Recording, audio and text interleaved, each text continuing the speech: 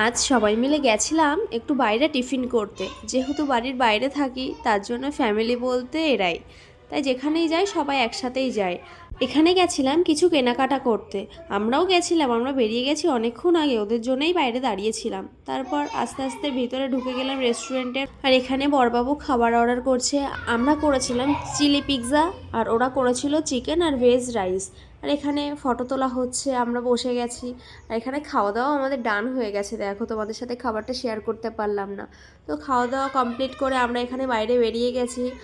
আর মার্কেটে পুরো ফাঁকা, কেউ নেই, অনেক রাত হয়ে গেছে। এদিকে লাইটও বন্ধ, পার্কিংয়ে দেখো একটাও গাড়ি দেখা যাচ্ছে না। তো চলো গুটি গুটি পায়ে রুমের দিকে যাওয়া যাক। আর রুমে যেয়ে দেখাবো মার্কেট থেকে আমি কী কী নিলাম। এখানে ডাল,